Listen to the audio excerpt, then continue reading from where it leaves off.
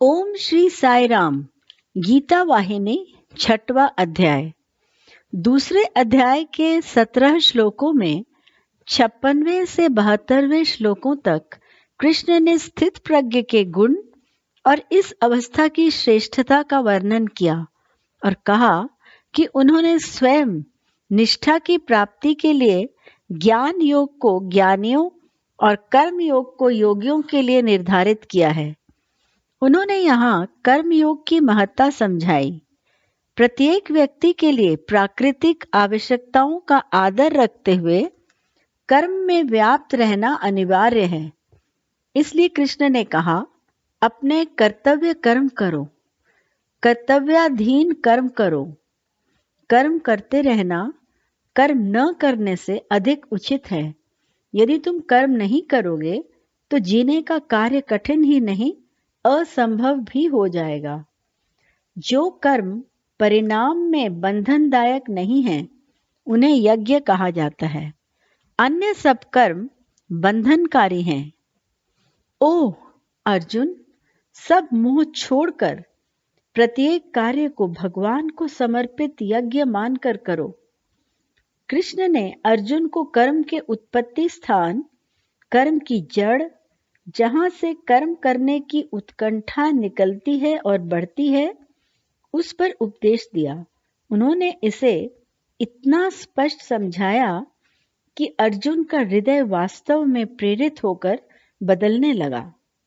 वेदों की उत्पत्ति परमात्मा से, वेद से कर्म, कर्म से यज्ञ, यज्ञ से वर्षा और वर्षा से अन्न उत्पन्न हुआ। इस प्रकार अन्न से सब जीवित प्राणी बने। इस कालक्रम को आदर पूर्वक मानना ही होगा। अर्जुन, इस पर विचार करो। मुझे कोई कर्म करना आवश्यक नहीं है। नहीं, पूरे त्रिलोक में कहीं भी नहीं। मैं किसी बंधन में नहीं हूं, फिर भी मैं कर्म में व्यस्त हूं। इस पर ध्यान दो। यदि मैं कर्म न करूं तो संसार ही नहीं रहेगा। आत्मा में दृढ़ विश्वास रखो, फिर अपने सब कर्म मुझे समर्पित कर दो। कर्म के फल की इच्छा के बिना अधिकार भावना या अहंकार रहित होकर युद्ध करो। कृष्ण ने कहा। सृष्टि चक्र को सुव्यवस्थित ढंग से संचालित रखने के लिए प्रत्येक को कर्म करते रहना चाहिए। कोई भी व्यक्ति कर्म के कर्तव्य से हट नहीं सकता। श्रेष्ठतम ज्ञानी को भी इस नियम का पालन करना पड़ता है। खाना, पीना, श्वास लेना, निश्वास छोड़ना, ये भी सब कर्म ही है। इसके बिना कौन रह सकता है? संसार और समाज दोनों से तुम्हें लाभ मिलता है और इसके बदले में उनके लिए कोई न कोई कार्य करते रहना होता है। यह ब्रह्मांड, यह विश्व वास्तव में एक बहुत बड़ा कारखाना है और प्रत्येक व्यक्ति इस संगठन का एक अवयव है। इस अवयव को उसकी योग्यता अनुसार कार्य सौंपा जाता है और उसी विशिष्ट कार्य को करने में ही उसे आत्मतुष्टि मिलनी चाहिए। सौंपा हुआ कार्य भगवान के लिए एक भेंट समझकर ही करना चाहिए। विश्व भर में कोई वस्तु नहीं जो इस महान कार्य में योग नहीं दे रही है। पौधे, जंतु, पत्थर, लकड़ी, हवा, वर्षा, गर्मी, सर्दी यदि निश्चित व्यवस्था अनुसार कार्य न करें तो संसार चल नहीं सकता। सूर्य और चंद्र अपने नियमित कार्य करते रहते हैं। हवा और अग्नि को अपने कर्तव्य बिना आपत्ति उठाए करने पड़ते हैं। यदि पृथ्वी और सूर्य अपने सौंपे हुए कर्तव्यों को न करें तो संसार का क्या होगा? इसलिए संसार में ऐसा कोई नहीं जो शरीर धारण किए हो और कर्म न करता हो। सावधानी से सफलतापूर्वक जब सभी अपना कर्तव्य करते हैं तभी सृष्टि चक्र शीघ्र और सरलता से चलता है। तुम विस्मय करोगे कि ज्ञानियों को भी कर्म क्यों करना चाहिए। तुम नहीं, अन्य भी इस कथन से चिंतित हो रहे होंगे। ठीक है, लेकिन साधारणतया श्रेष्ठ स्तर के व्यक्तियों के अनुकरणीय उदाहरणों पर ही लोग चलते हैं। इनके कार्य सब लोगों के लिए धर्म का आधार बन जाते हैं। यदि ज्ञानी कर्म न करे तो साधारण मनुष्य अपनी रक्षा कैसे कर सकेंगे। उनका कोई मार्गदर्शक न होने से वे इंद्रिय सुख के सुलभ कार्य में भटक जाएंगे। ज्ञानी का कर्तव्य है कि उचित कार्यों को करें, उन्हें उदाहरण रूप में लोगों के सामने स्थापित करें, जिससे वे भी उसकी ही तरह संतोष और सुख पाने की आशा में ज्ञानी का उदाहरण अपने आचरणों में उतारने के लिए प्रेरित हों। ज्ञानी को कर्म करना, अनुभव करना और उसे आचरण में उतारकर औरों को मार्ग दिखाना है, जिससे वे उसका अनुसरण करने के लिए प्रोत्साहित हों।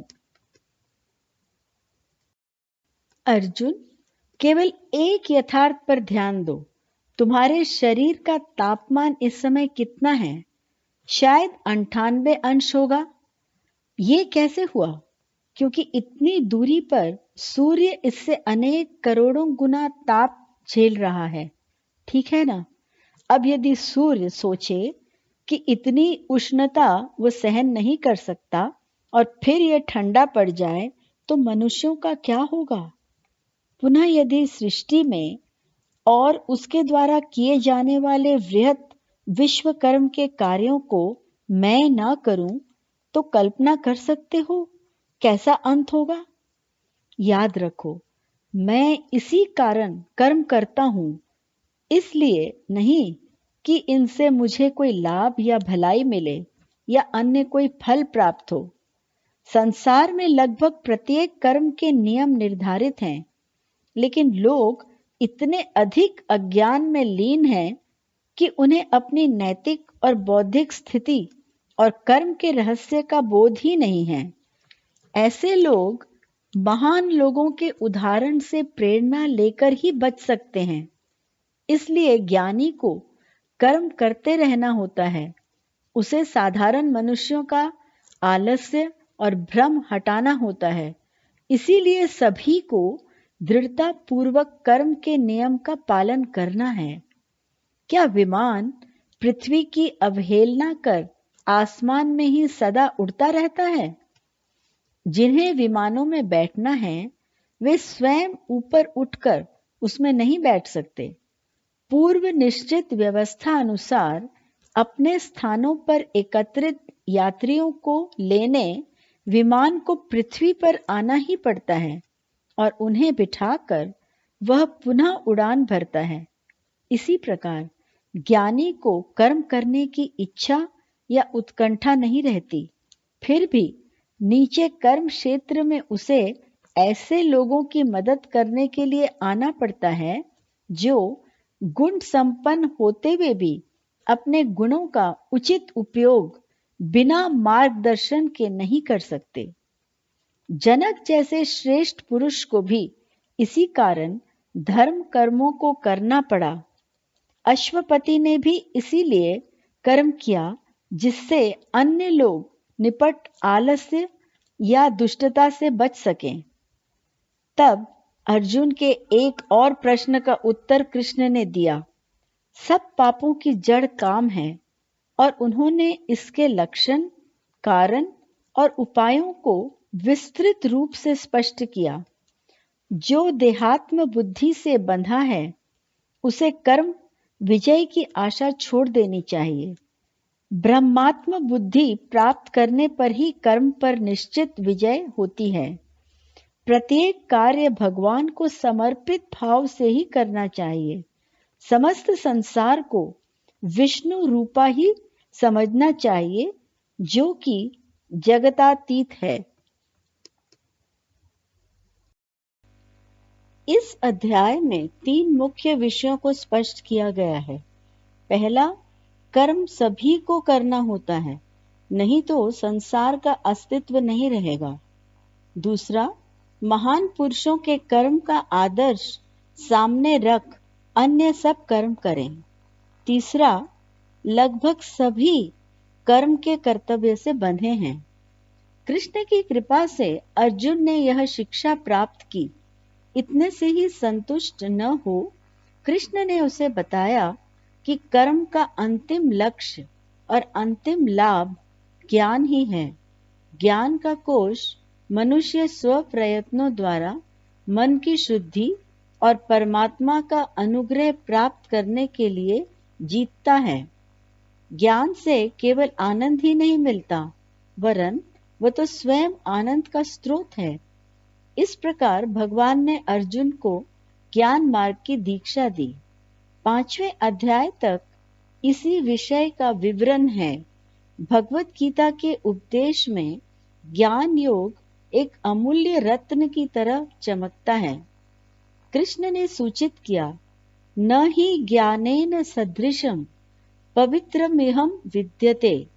यहाँ ज्ञान के समान पवित्र अन्य नहीं जान पड़ता। आगे 7वें अध्याय में उन्होंने कहा है, ज्ञानी त्वात्मैव मे मतम। ज्ञानी तो साक्षात मेरा स्वरूप है, मेरा यह मत है। इसी तरह ज्ञान योग की श्रेष्ठता गीता के अन्य संदर्भों में विविध प्रकार से व्यक्त की गई है। इसलिए ज्ञान योग आध्यात्मिक साधनों में अधिक फलप्रद है। सब शास्त्र केवल ज्ञान में ही अपना पर्यवसान सिद्ध करते हैं। ज्ञान स्वरूप का चिंतन ही ध्यान है। यही व्यक्ति का सत्य स्वरूप है। सब तुम में है, तुम सब में हो। यह विश्वास तुम्हें अपनी चेतना में विश्लेषण, विवेक बुद्धि और मानसिक शोध द्वारा दृढ़ कर लेना है। तुम्हें इंद्रियों, मन और बुद्धि इत्यादि प्रभावों की छाप को अपनी चेतना से अलग कर हटा देना है। इनका आत्मा से, जो कि वास्तव में तुम ही हो, कोई संबंध नहीं होता। आत्मा किसी भी विषय और वस्तु से प्रभावित नहीं होती। यदि इंद्रिय, मन, बुद्धि इत्यादि कार्य करना बंद भी कर दें, तो इस अकर्मण्यता का प्रभाव आत्मा पर नहीं पड़ेगा। आत्म तत्व अप्रभावित, मोह रहित समझना ही ज्ञान का रहस्य है। अपना प्रत्येक कार्य ज्ञान की ऐसी भावना रखकर करना चाहिए, ऐसा आत्म चैतन्य तुम्हारे बाह्य एवं आंतरिक प्रवृत्ति मार्ग और निवृत्ति मार्ग दोनों का मार्गदर्शक बनेगा। कार्यों का बाधक न बन, वह उनमें लक्ष्य और अर्थ की पूर्ति कर देगा। वह श्रद्धालु और सदाचारी जीवन बनाकर मनुष्य को निष्काम कर्म के द्वारा मुक्ति के प्रदेश में ले जाएगा।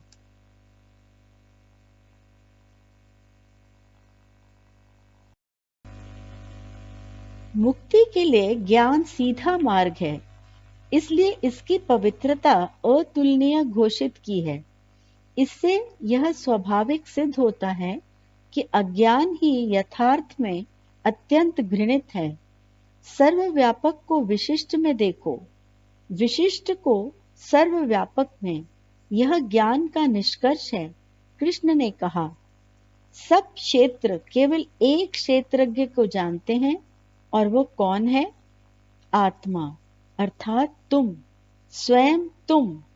ये जान लेने से तुम ज्ञानी बन जाओगे। इसलिए समझ लो कि आत्मा परम आत्मा है। यह विज्ञान है। कृष्ण, जो कि सर्वज्ञ थे, अर्जुन के मन से सब संदेह हटा देने के लिए उसे योग की शिक्षा देने लगे। अर्जुन, मैंने इस पवित्र ज्ञान योग की सूर्य को शिक्षा दी। फिर ये पीढ़ी दर पीढ़ी चलता हुआ मनु से इक्ष्वाकु और उससे राजर्षियों ने सीखा। फिर ये संसार से लुप्त हो गया। इस शाश्वत योग को पुनः स्थापित करना था, इसलिए मुझे आना पड़ा। ज्ञान योग को शाश्वत कहना और फिर उसका लुप्त हो जाना, ऐसे विपरीत कथनों पर तुम्हारा ध्यान अवश्य गया होगा। यहाँ शाश्वत को ही नाशवान बिना विचारे नहीं कहा गया है। इसे दो कारणों से शाश्वत या अव्यय कहा गया है। इसका उत्पत्ति स्थान वेद है, जिसका क्षय नहीं होता। इसका फल भी मोक्ष है, इसका भी क्षय नहीं होता।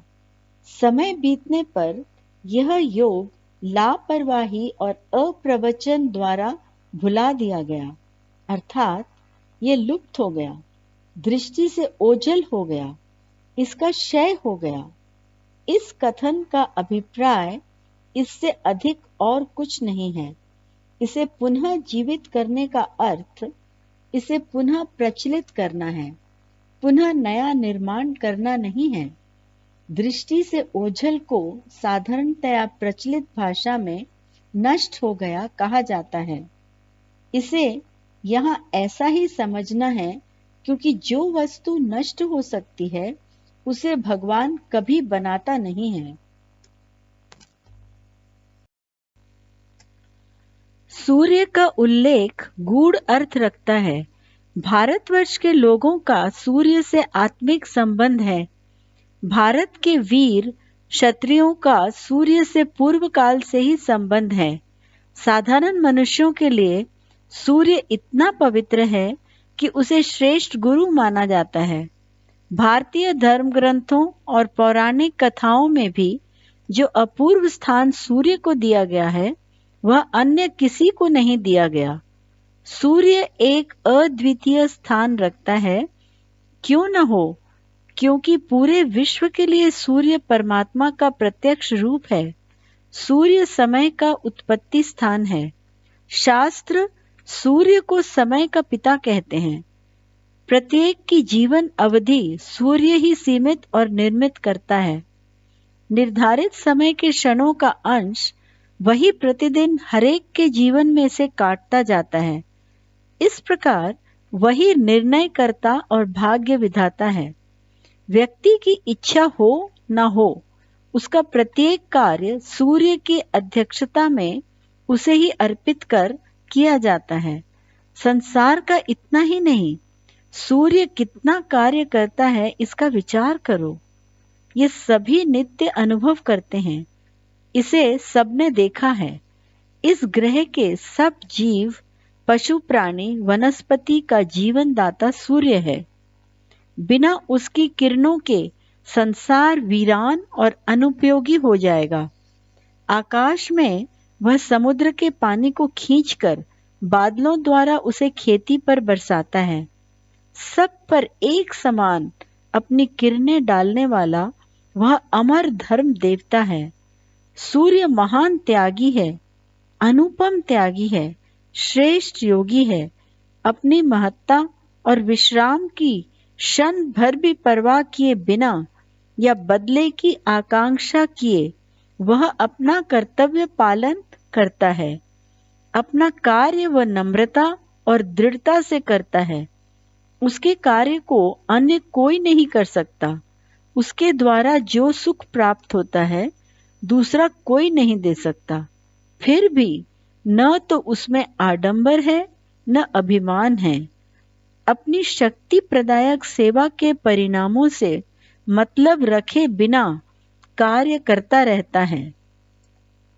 इस पर विचार करो कि सूर्य कितने धीरज से संसार और मनुष्य मात्र के लिए इतनी अधिक गर्मी सहन करता है। वही मनुष्य के शरीर को गर्म रखता है, आराम देता है। इस भौतिक शरीर की शक्ति और बुद्धि सूर्य शक्ति से ही प्राप्त होती है। सूर्य के एक क्षण भी रुकने से पूरा संसार जलकर भस्म हो जाएगा। इसके विपरीत वह संसार का पोषण करता है, इसे अपना कार्य व लक्ष्य समझता है, उपकार या सहायता नहीं।